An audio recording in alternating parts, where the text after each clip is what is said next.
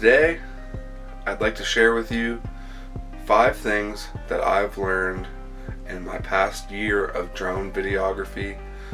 Everything that I've learned to get a better looking shot. Hello, and welcome back to the channel. Have you ever been scrolling through Facebook, Instagram, or TikTok and seen these beautiful aerial shots taken from drones and wondered to yourself, why don't my shots look like that? Well, wonder no more.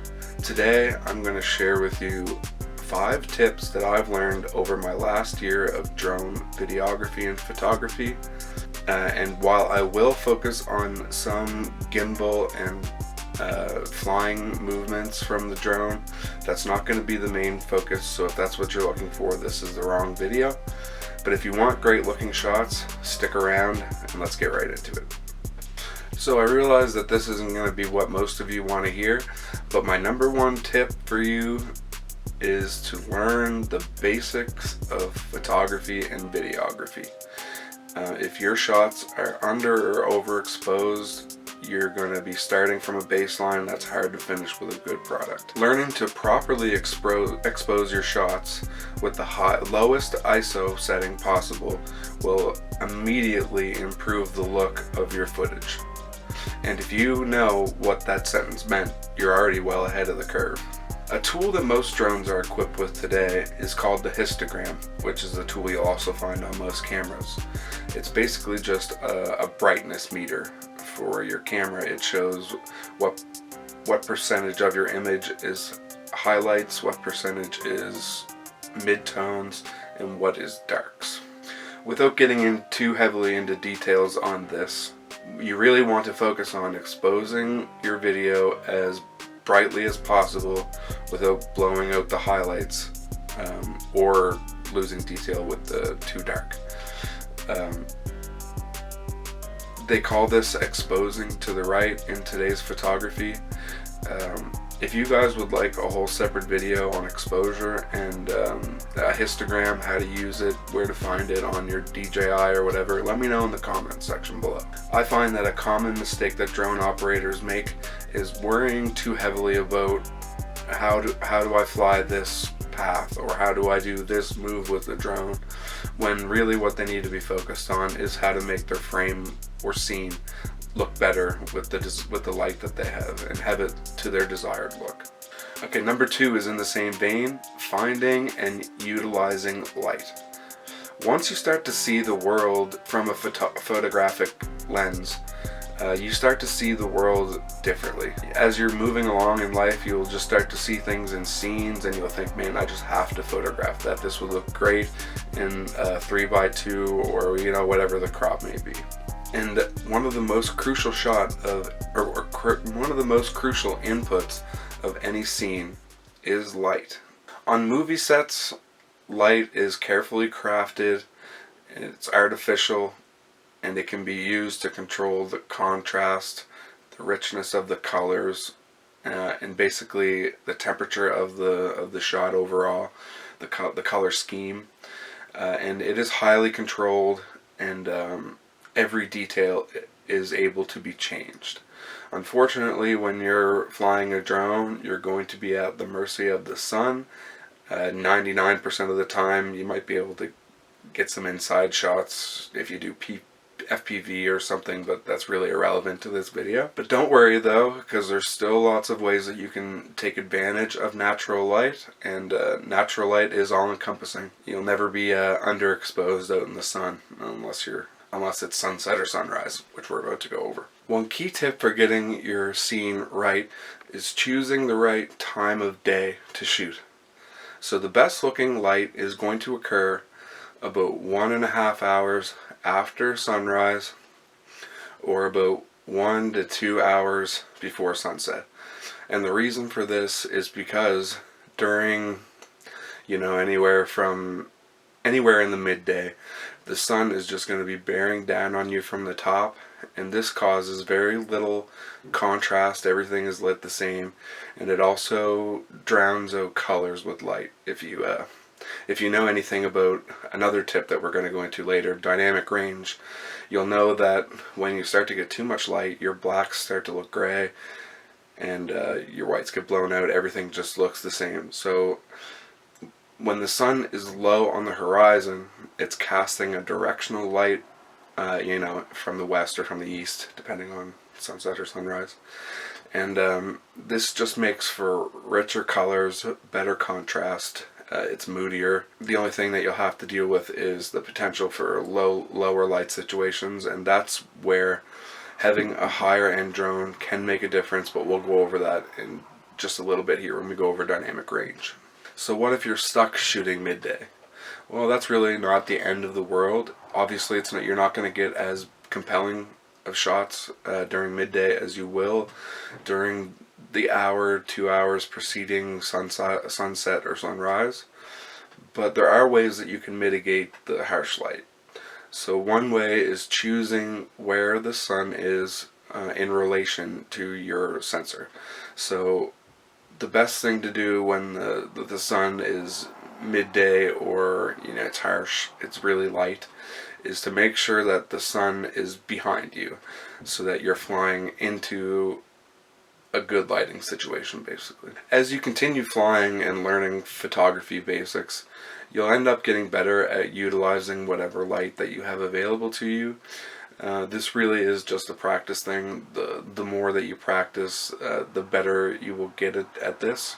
And this is also where higher end drones, specifically drones with bigger sensors. So think of the DJI Air 3S, I think that's what it is. Maybe it's the Mavic 3. But the one with the big 3/4 CMOS sensor. With a bigger sensor, you're going to get more dynamic range. And dynamic range, all that is, it's measured in stops. And it's how far between highlights and pure black. Everything in the middle is your dynamic range. And bigger sensors means more dynamic range, which means that you can push the limits of, for example, most of the time what you're going to be dealing with is skies that are blown out. When you light the foreground or the ground at an appropriate level, your highlights will be blown out. So if you have a better sensor on your camera, this can be dealt with better. Even with a good camera these days, you're still going to have problems with this, though. So it's really just learning to mitigate it, practicing, and getting better at seeing the right light, basically. Okay, number 3, and this one might be a little bit controversial.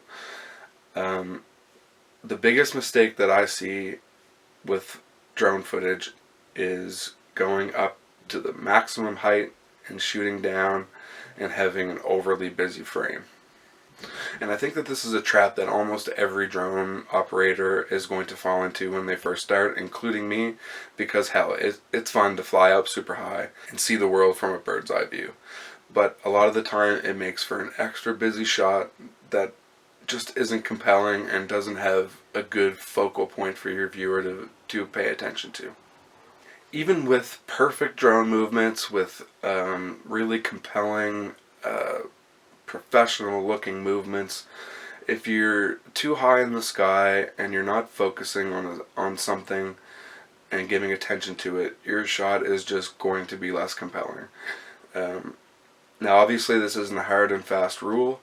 There are times when flying high and getting a whole bunch of stuff in frame is perfect and gorgeous, but for the most part, I think if you choose a middle ground here, so you get the perspective of being off the ground quite a bit, but you still stay close enough to leave a clear focal point, that makes for a very much more compelling shot than just going super high and looking down on everything. Okay, and now the next thing is number 4, drone movements. So not every drone movement is made the same, and I've identified a few ones where if you follow the rest of the tips that I've given you so far and you use these movements almost every time, they will make for a really compelling shot. So the first one is an orbit. If you pick a good subject let's just say for argument's sake, a building, and you put the building in the middle of the frame and you start to circle that building while leaving it in frame. It makes for a really cool parallax effect, and it's just a gorgeous shot overall. You cannot go wrong with an orbit. And thankfully for us not so great flyers, DJI has made an orbit a quick shot, and it works really good. Just be careful, especially if you don't have the if you're like me and you're using a lower end drone that doesn't have obstacle avoidance. Two more shots that I find are underutilized are pushing in with the gimbal going down. So tracking a subject, and as you fly by it, moving the gimbal down to meet it, or pulling out and moving the gimbal up to expose. This is just a really dynamic movement, and it makes for compelling shots. Another cool way to get good shots is taking your focus, your focal point out of frame, and then bringing it back into frame with a movement. So, for example, if you were flying backwards and you're flying by some sort of building or object, it's going to be attention grabbing when that object comes into frame and you just miss it. That really grabs the viewer's attention. It's a great way to start a series of shots and really grab the viewer's attention. And in the same vein, if you just push a subject out of frame this way and you fly and bring it into frame, that can also be very compelling, especially if you utilize speeds in post editing, and yeah, it makes for a really cool looking shot. I hope this all makes sense. I'm not really the best at explaining it. Another surefire way to do things is turning with the features. So the best example that I can give you for this is if you're flying down a road that has a nice curve with it, curve with the road, especially if there's a car coming.